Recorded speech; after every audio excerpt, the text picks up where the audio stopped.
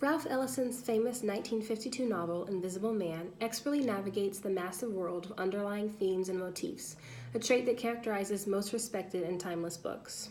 As the protagonist travels from the slow, deep south to the sweltering streets of Harlem, he encounters many events and people whose importance lies more in their symbolism and message than plot. For example, Ellison explores the battles and tensions between individuality and anonymity, reality versus illusion, and faith and doubt. One of the themes in which the narrator, Invisible Man, is deeply involved in is the struggle between freedom and boundaries, and his internal battle as he grapples to find what he needs and understand the concept of each. As he comes into contact with characters, both dangerous and helpful, some who try to trap him within their beliefs, and others who try to liberate him, Invisible Man frequently falters. One of the novel's motifs that best exemplifies this theme is grandfather's advice, an element of the novel that follows I Am from the first chapter to the epilogue. In the beginning of the book, I Am described the dying words of his grandfather, a man whose image constantly shifted in his mind as he went from ideology to ideology. The old former slave, as I Am sometimes refers to him as, told his children and grandchildren, "Live with your head in the lion's mouth. I want you to overcome him with yeses, undermine him with grins, agree him to death with and destruction, let them swallow you till they vomit or bust wide open." Page 16. He meant that he wanted them to kill them with kindness and meekly obey the white community, despite believing himself to be a traitor for doing so.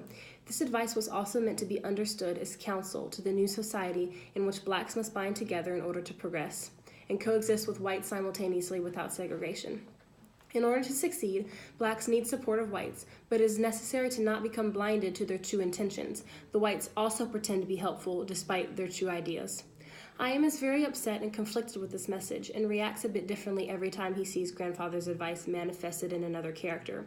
He also flits between agreeing and disagreeing with it as the book goes on. Here are some examples of the motif in the novel and how it morphed in his mind as the book continues.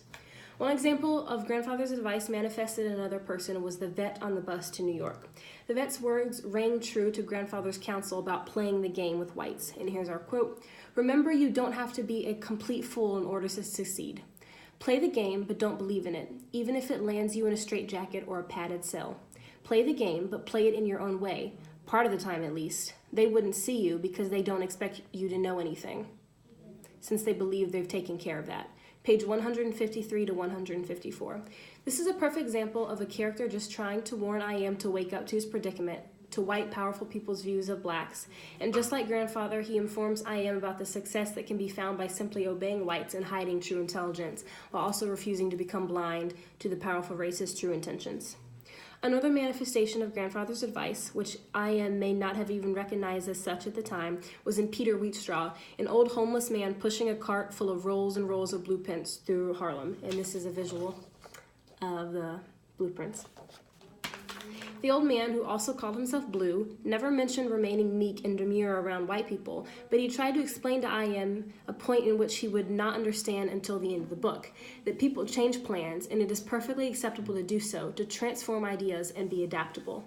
When I Am asks Blue about his massive cart full of blueprints, he tells him, "Yeah, this ain't all neither. I got a couple loads. There's a day's work right here in this stuff. Folks is always making plans and changing them."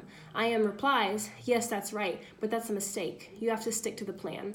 This quote shows I Am's obstinance and lack of ability to change, and Blue replies in solemnness, "You kinda young, Daddy-O," page 175, showing that he is saddened by how I Am is stuck in his ways, just like an old man would also be.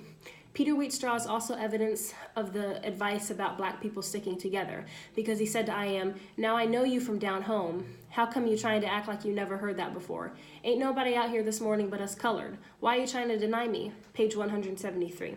He questioned I Am for not recognizing their shared roots and race, and in a way sought to help him see the need for African Americans to work together and remain a community.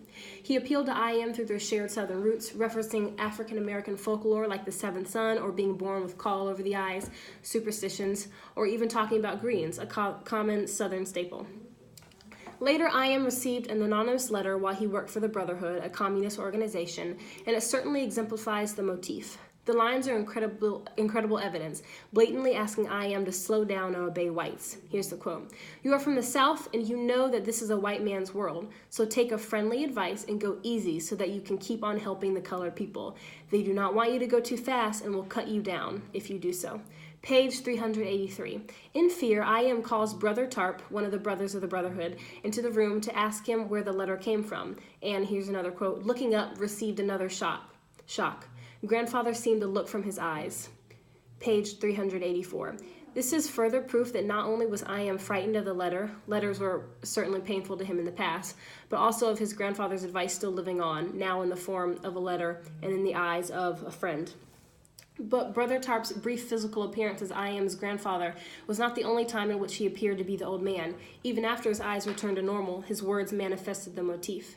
After telling I.M. that his limp was from dragging the chain for 19 years, he gives the old steel link he wore on his ankle the entire time he was imprisoned, along with a message that it was a keepsake that reminds him of the true battle, the one in which grandfather also believed in, to I.M. And here's a picture of a visual of some leg chains.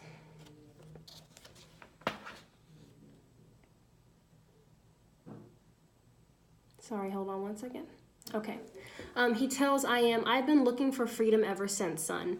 It might even help you to remember what we're really fighting against. Page 388. Brother Tarp, like grandfather, believed that freedom and unity of blacks was the true goal, and although he never mentioned overcoming them with yeses as grandfather did, he thought that African Americans' major goal must be progress through unity. Grandfather's advice comes to a brilliant close in the epilogue of the novel. After avoiding it, fearing it, agreeing with it, and trying to follow it, although not as the old man intended, helping black people advance together, but as revenge, I.M. finally makes a massively important decision about his identity and beliefs.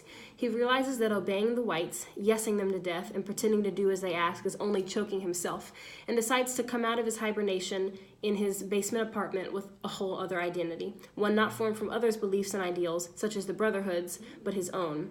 Even with this clear realization, I.M. still doesn't know for sure what to believe about his grandfather, going on a long rant about his possible intentions.